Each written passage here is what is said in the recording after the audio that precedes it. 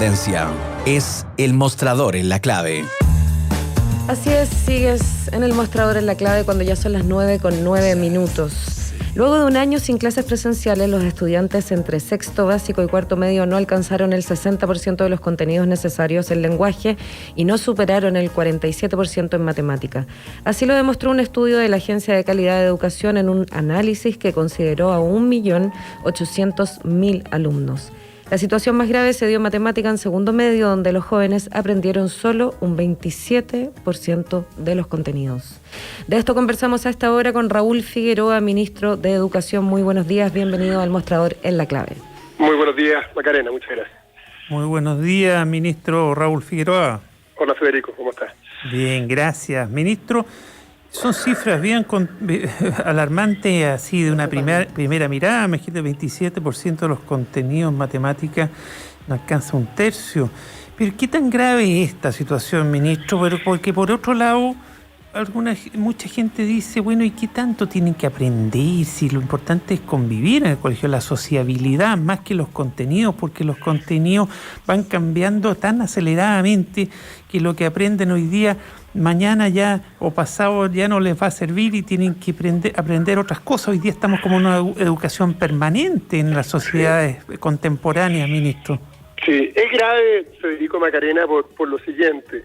Primero porque también hay un impacto en lo socioemocional, que es precisamente lo que tú señalas, y que también se ve muy afectado, y eso podríamos dejarlo, creo que es importante conversarlo también. Pero respecto de lo específico de tu pregunta, es muy grave porque lo que se está midiendo acá, en un instrumento que es un instrumento nuevo, que se puso con mucho esfuerzo de la Agencia de Calidad de Educación a disposición de los colegios, que apunta a que cada colegio tenga una herramienta concreta para poder ayudar a sus alumnos. Lo que dimos a conocer ayer son los datos agregados de ese instrumento que los colegios ya lo están usando desde marzo y abril.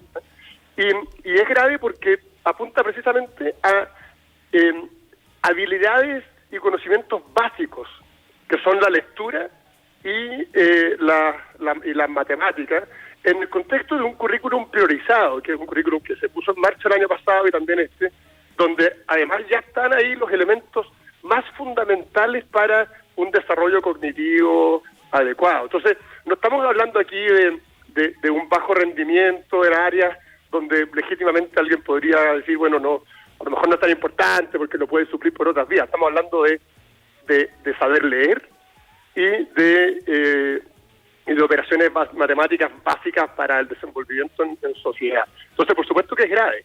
Y lo que nos parece complejo es que para poder abordar esto, se necesitan, y ya se están instalando, no solo el tremendo esfuerzo de las comunidades educativas que hemos visto, que ha sido enorme, sino también una mirada común, de que yo creo que llevamos lamentablemente mucho tiempo, incluso desde antes de la pandemia, sin poner el foco en lo que ocurre efectivamente en una escuela, sino más bien en un debate estructural muy complejo. Y el año pasado, por razones pandémicas, digamos, la escuela también quedó marginada. Y por lo tanto creo que es fundamental que tomemos este diagnóstico y como país tomemos como un objetivo común hacernos cargo de cómo revertirlo a la brevedad, porque en definitiva estamos hablando del bienestar de niños y jóvenes que necesitan estas herramientas y que necesitan, ya sea el otro punto, recuperar el espacio de sociabilidad que la escuela le ofrece. Tú señalabas un tema muy importante, Federico, que es que la escuela es mucho más que simplemente aprender. Es un espacio de donde se comparte, donde se sociabiliza, donde se reciben experiencias y se entregan experiencias. Y eso es fundamental también que se recupere, porque cuando eso no está, los niños se ven muy perjudicados en su desarrollo integral. 9:13 conversamos a esta hora con Raúl Figueroa, ministro de Educación. Cuando hablas de revertir a la brevedad, la pregunta es, ¿cuáles son las medidas que se están buscando implementar para avanzar en esto? Sí. Nosotros hemos desarrollado un plan que tiene 3 ejes, hemos denominado Chile Recupera y Aprende. Tiene 3 ejes fundamentales. Primero, la recuperación y nivelación de aprendizaje. Segundo, el bienestar socioemocional de los niños y jóvenes. Y tercero, la retención de los alumnos en el sistema educativo y la reinserción de los que lamentablemente, por diversas razones, han ido dejando el sistema educacional. Cada uno de esos ejes tiene un conjunto de herramientas y apoyos muy concretos, podríamos decirlo en detalle, pero son en el fondo una cosa más bien técnica, pero se traduce en el reforzamiento, primero en ciertos niveles y en ciertas áreas. La lectura en los niveles básicos, como una cuestión esencial. Estamos todos claros de que cuando los niños no tienen la comprensión de lectura adecuada, su desarrollo vital se hace tremendamente complejo en el futuro. Y eso es un plan que se ha reforzado de primero a cuarto básico. Lo mismo con las matemáticas y las operaciones básicas. ¿Eso se integra en ese currículum priorizado del que se habla? Todo esto en el marco del currículum, de este currículum priorizado, porque obviamente no por razones que son bien evidentes, el currículum tal cual como estaba previsto era muy difícil, sino imposible en todos lados de llevarlo adelante. Y por tanto se hizo un trabajo de priorización curricular donde se identifican áreas que son significativas, que son fundamentales, que son posibles de integrar. Hay un tema de integración de asignaturas que también favorece este proceso. Entonces, el plan de lectura y matemáticas, leo primero, sumo primero, de primero a cuarto básico. El plan Escuelas Arriba, que es un acompañamiento permanente a los establecimientos para ir identificando los espacios que hay para reforzar, ¿cierto?, para recuperar, y la nivelación de aprendizaje en cada una de estas áreas. Y todo esto se complementa con una mirada socioemocional que es fundamental, porque es muy difícil hacerlo de forma independiente. La sociabilización de bienestar socioemocional es fundamental en sí mismo y también es clave para que estos aprendizajes se puedan recuperar rápidamente. Ministro Raúl Figueroa, ministro de Educación, usted habla de un currículum priorizado que parece súper razonable en estos tiempos, ¿no? Pero no le escuché en ese resumen del currículum priorizado educación cívica, por ejemplo, historia de Chile, sobre todo en estos tiempos en que Chile está en un momento de reconversarse, ¿no?, repactarse, filosofía que le da bases al ser humano para desenvolverse en sociedad quizás mucho más exitosamente que sabiendo grandes ejercicios matemáticos. ¿Qué pasa con esos ramos que para muchos debiera estar en el currículum priorizado? Todo eso está presente. No sé que por razones de tiempo la comprensión del currículum priorizado da para un seminario completo, entonces la síntesis... Ya, pero está educación cívica, historia y filosofía. Obviamente, en cada una de esas... de hecho, bueno, a ver, vamos un poquito más atrás. Filosofía nosotros lo incorporamos en el currículum de tercero y cuarto medio, recuerden que no existía. Y fue súper polémico, interesante esto, Federico. Bueno, lo habían eliminado. Nosotros estudiamos filosofía. A mí me sacaron la mugre cuando tuve que defender el currículum de tercero y cuarto medio. Y qué interesante que ahora se rescate eso, me llena de alegría. Muy importante la filosofía. Sí, pues, y la educación cívica, por cierto. Todas materias que se habían eliminado sin entender mucho por qué, porque son basales. Entonces, lo interesante, lo curioso, esto es un paréntesis, que cuando las repusimos, nos criticaron a morir. Ustedes recordarán todas las dificultades que hubo para implementar el currículum de tercero y cuarto medio, el año 2018-2019, y entonces encuentro fabuloso que ahora se reconozca lo importante que fue... Por supuesto. Pero, ministro, entonces ¿está en el currículum priorizado también esas áreas de aprendizaje? Sí, efectivamente. Excelente. Siempre con una mirada acotada a los tiempos, por las razones obvias de la pandemia, pero están lo integradas. Exacto, no es que se eliminen, sino que se integran muy bien los conceptos fundamentales del currículum en cada nivel. Te quiero hacer otra pregunta que tiene que ver con las brechas que ya existían previo a la pandemia en el aprendizaje, ¿no?, de niños y adolescentes de diferentes establecimientos. Hoy, según diferentes mediciones, estas brechas solo han aumentado. ¿Cómo crees que tenemos que enfrentar este problema que sin duda... Sí, uno de los principales desafíos que tenemos nosotros como país es reducir las brechas de aprendizaje, que son que existen, que son evidentes y que son muy graves. Antes de la pandemia, ¿cierto? Y la pandemia lo que hace, lamentablemente, no solo tiene como dos efectos que son bien duros en materia de aprendizaje. Primero, afecta a todos, es decir, los malos resultados que estamos viendo son lamentablemente transversales. No es que los colegios de baja vulnerabilidad no hayan sido víctimas de la pandemia, también han sufrido las consecuencias. Y lamentablemente los colegios más vulnerables o los alumnos más vulnerables se ven ciertamente afectados. Entonces las brechas y mayormente que teníamos, afectados, convengamos claro, que también tienen falta de recursos. Porque hay otras dificultades económicas, falta de recursos de conectividad, dificultades de distinta índole. Entonces el problema de la brecha que teníamos lamentablemente se profundiza durante este periodo. Y esto es una realidad que ocurre en Chile y en general en todas partes del mundo como consecuencia de la pandemia.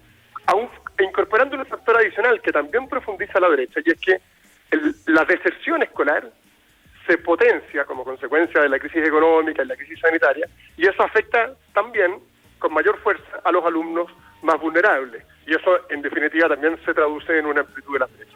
Por lo tanto, ¿cómo se enfrenta esto? El trabajo que nosotros hacemos como ministerio se concentra fundamentalmente en las escuelas que tienen mayores necesidades y en los alumnos que son más vulnerables. O sea, todo lo que yo describí muy en síntesis, que es más complejo, que está disponible para todo el sistema, se refuerza aún más para los jóvenes más vulnerables, entendiendo que son los que más apoyo van a necesitar, con recursos pedagógicos, con un acompañamiento permanente. Y allá hay un tema que yo sé que es polémico, pero que es importante tratar, y es que la recuperación de los espacios escolares, la apertura de los establecimientos, es también una pieza clave para poder abordar esta situación. Los países desarrollados han avanzado rápidamente en ir abriendo sus colegios, y vemos cómo en nuestro país, lamentablemente, los colegios que han ido abriendo, porque estamos en un proceso permanente de apertura en comunas que están en cuarentena, son fundamentalmente los colegios pagados, los colegios particulares subvencionados, pero los colegios municipales, donde se concentran además los alumnos más vulnerables, que son los que más apoyo necesitan, están quedándose rezagados en ese proceso de apertura. Y eso incrementa de nuevo aún más las brechas. Entonces, frente a la pregunta, ¿cómo trabajamos para cerrar estas brechas con velocidad? Está todo el apoyo que hacemos para focalizarlo en los niños más vulnerables, pero estamos al debe todavía en cómo generamos espacios de apertura en los establecimientos municipales, donde los alcaldes, lamentablemente, a mi juicio, no han estado a la altura en este punto de las circunstancias, para que esos alumnos puedan volver a encontrarse, puedan recuperar su bienestar socioemocional, que también se está viendo muy afectado, y puedan también recuperar y nivelar los aprendizajes esenciales que son trascendentes. Pero ¿cómo se equilibra ahí los argumentos de los alcaldes? ¿Cuáles son las razones que están dando para no hacer la reapertura? Porque hay razones, me imagino, no es no querer. Claro, ya no quedan muchas, porque ustedes se acordarán que los alcaldes ponían como principal condición la vacunación de los profesores, y ya están vacunados con la segunda dosis y con los 14 días posteriores a la segunda dosis. De hecho, los alcaldes varios pusieron una fecha, dijeron el 15 de abril, que curiosamente coincidía con la fecha de las elecciones.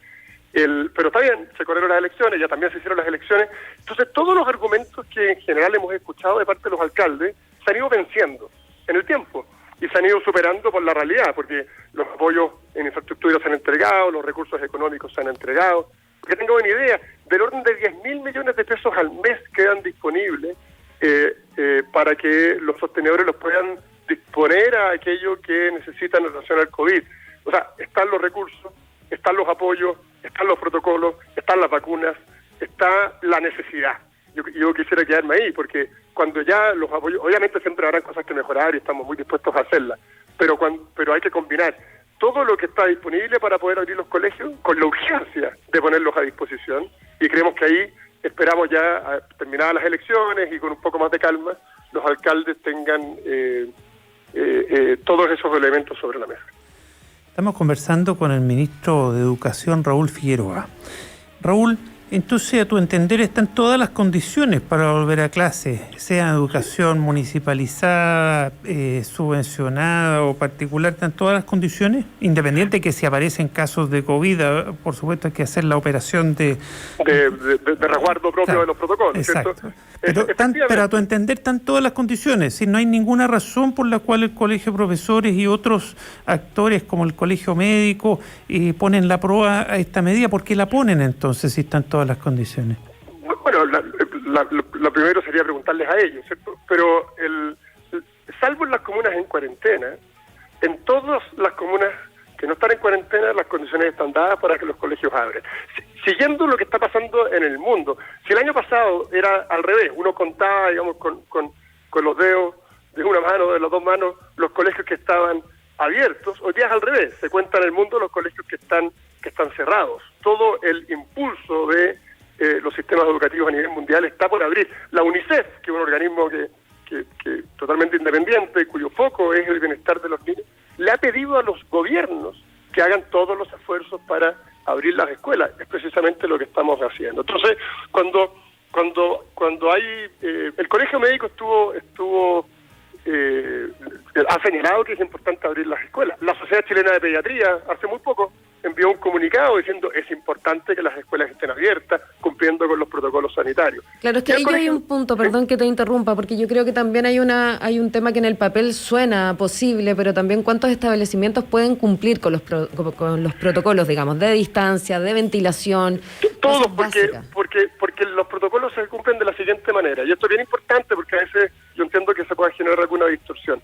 Nadie pretende que 45 niños se junten en una sala. De hecho, el protocolo lo prohíbe. Entonces, ¿qué es lo que hacen los establecimientos? Siguiendo la preparación que los mismos colegios hicieron en enero, el 100% de los colegios del país presentó su plan de funcionamiento y nos mostró cómo estaba en condiciones de cumplir los protocolos. Y precisamente en esa línea, Macarena, la regla general es que el orden del 20% de los colegios dice, mira, yo puedo recibir a todos mis niños todo el tiempo porque tengo pocos alumnos o salas muy grandes, cualquiera que sea. Pero el resto lo que hace es que establece jornadas diferidas, turnos, semanas o días alternados, como se ha hecho en todas partes del mundo. Esto no es propio de nuestro país. Y los colegios que están funcionando, el grueso de ellos, bajo esa lógica. Entonces, no es un tema de que obviamente que es difícil, pero obviamente que frente a la dificultad, la parálisis es la peor de las recetas. Lo que tenemos que hacer es ir organizando, y los sostenedores se organizan o mediante división de jornadas, o mediante días alternados, o incluso algunos han optado por alternar la semana. Una semana va un grupo, otra semana va otro. Diseñar caminos, dices. Claro, y eso y un poco lo que algunos han llamado las estrategias de burbuja, le ponen nombres, pero en la práctica se traduce en eso. Entonces, las condiciones están, porque son condiciones fundamentalmente de organización, acompañadas de recursos que también se han entregado. Y de hecho, la muestra más clara es que a veces a mí me dicen pero que en algunas comunas que se llaman vulnerables, muy complejos, si tú vas a esas comunas, pasa en algunos casos que colegios particulares subvencionados que reciben lo mismo o incluso menos recursos que un colegio municipal están abiertos, y un colegio municipal en la misma comuna no abre, cuando las condiciones son prácticamente las mismas. Y otras comunas más vulnerables han hecho el esfuerzo los mismos alcaldes. Aquí también hay alcaldes que se han jugado y lo han hecho bien. Y esto no es un tema político, para que no se pierdan.